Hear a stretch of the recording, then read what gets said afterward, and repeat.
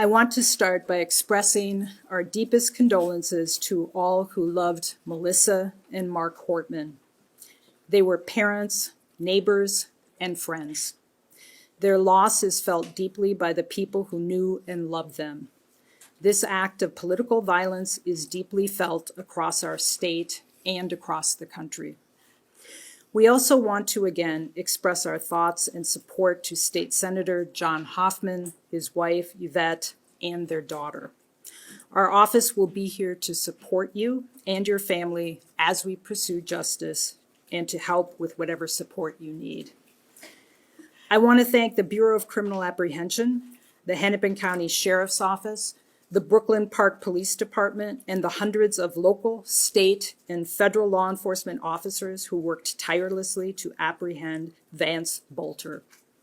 People were understandably terrified over the last several days, and the state owes you a debt of gratitude for all of your swift work.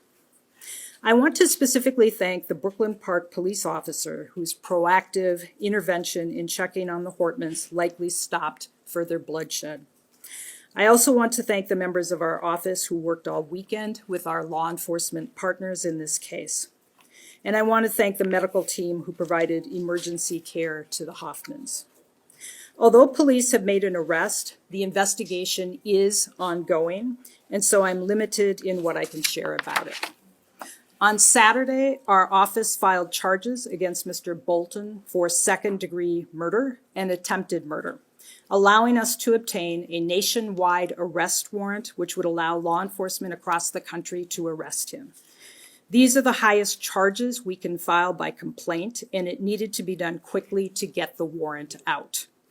Mr. Boelter was taken into state custody, and our office intends to pursue first-degree murder charges against Mr. Boelter. We are at early stages. We will be reviewing all of the evidence from law enforcement as it comes in and working with our law enforcement partners to develop the case. I do want people to know that given the scale of this investigation, the review of evidence will take time. I want to assure our community and all those who are grieving that we will seek justice and accountability for the victims of all these heinous crimes. Our most senior and experienced prosecutors are handling this case. Because this case is now an active prosecution, that is all I will say about the case itself. It is a frightening time we are living in. Political violence is prevalent, and the way we talk to and about each other has raised the temperature to unfathomable levels. We cannot continue on this way. In times of tragedy, but also every day, as we navigate our daily lives, we need to find ways to support one another. As our community grieves, I encourage those out there seeking to create additional chaos to stop spreading misinformation and conspiracy theories. Our law enforcement partners are building a case using facts and evidence to ensure Vance Boelter is held accountable. Again, I want to thank everyone who helped bring this search to a resolution, and again to express our grief, condolences, and support to the Hortman and Hoffman families.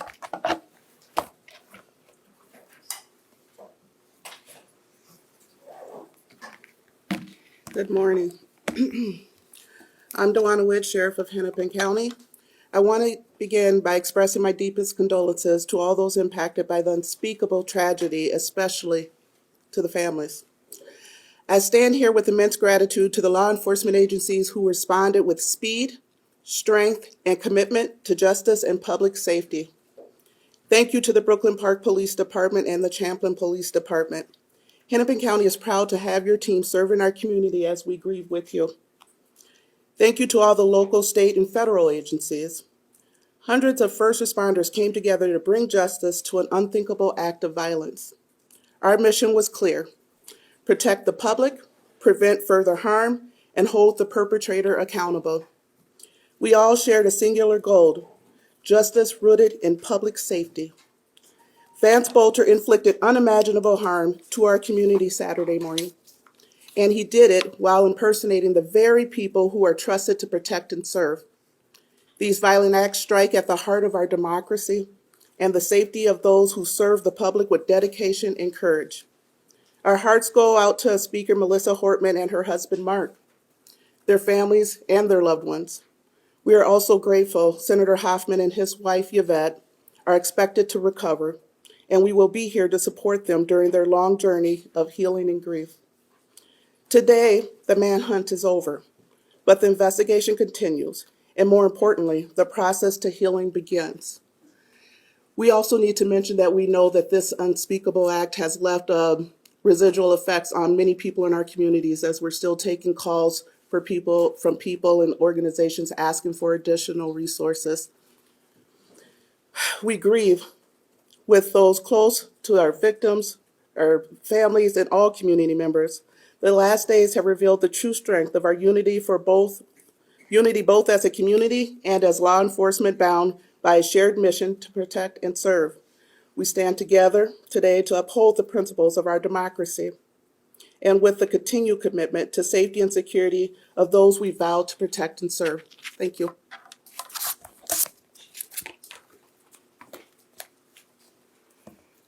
We also have Drew Evans from the BCA, Chief Mark Bruley from Brooklyn Park will stand for questions. Superintendent Evans, just curious, we were with you last night. In hindsight overnight, did the defendant give us any indication, any comments, anything you can share publicly about his mode of cooperation with authorities? He made a decision to not take his own life at the moment, so I'm curious. Yeah, so the question was related to whether or not there's cooperation. The individual, we can't provide a lot because it's now under the prosecutorial process in terms of what cooperation was.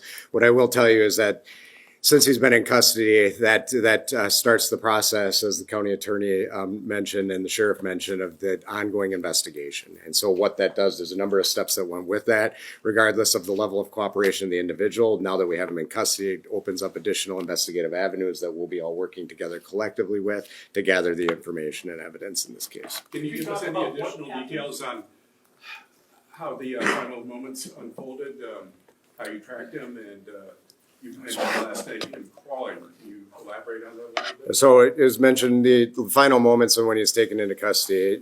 As we mentioned yesterday, we had a extremely large law enforcement presence with dozens of investigative agencies and law enforcement and SWAT teams in the area because we believed he was in that area. We received information to begin with, a vehicle that was recovered that first led us to the Sibley County area, and that's what's concentrated our search in that area. We then received additional information that provided confirmation closer to the time of the actual arrest that he was in fact in that area, which time the command post started moving all of the law enforcement assets into that area, and they were able to close in. And when we say he was crawling towards us, these were in response to the commands by the SWAT teams that were on scene as they were working in coordination with each other, along with our State Patrol air assets as they were able to get over him and then came into custody. He was cooperative and cooperated with law enforcement and gave up peacefully at that time. Will he be charged? This is again, as we said, the real work of the investigation now begins. They've been working collectively, and I want to thank the Hennepin County Attorney's Office and Mike Radmer, who's with us today, who worked really with our team all weekend long, along with others across their office and the United States Attorney's Office, to be working together on that. What I will say when it comes to his wife and anybody else, if anybody else participated in these crimes, if anybody else worked to hide him and provide assistance in getting away, that will certainly be something that we are looking at with that, and we will provide that information to our prosecutors that will analyze and determine whether or not additional charges are appropriate. Can you tell us how long you negotiated with him until he surrendered? Yeah, so it was, I don't have the specifics. The question is, how long did we negotiate with him? It was a relatively short period of time because they were moving in and he was cooperative. So it wasn't a prolonged negotiation with him. It was more that they converged on him. And because of the extremely good coordination and what they're doing, I believe he's certainly in a position where he just had to give up because he knew he was surrounded by who was there. And Mary, I have a question. I know we're going to hear shortly from So- federal prosecutors. Yeah, so if I could just say, I think, as Drew said, we've shifted into prosecution right now. And so I understand why it was important to get information out there to the public, because there was a person who was suspected of these murders. Right now, what we're trying to, everybody up here is trying to do, is to protect the integrity of the investigation. And so I know there's a tension. I know people want information, and right now we're really trying to focus on the investigation so that we don't have all kinds of information out there, so that as law enforcement gathers that information, if we need to present it in court, there's integrity there. So I know you all have questions, but that's the reason we're really focusing on not sharing some information. Yes, Paul? And I have a legal question about, Of we're going course. to hear shortly from Yes. federal prosecutors. I heard Yes. some attorneys pontificating on the morning news, and if the feds take this, it could be a death penalty case. I don't know the specifics there. But what are we going to hear today from across the street? And do you want this case in your jurisdiction in Hennepin County? So I know that the feds are going to make an announcement, and so they can speak for themselves. What I can assure our community is that we have filed charges. As you know, we intend to seek first-degree murder charges here. The penalty for that would be life without parole.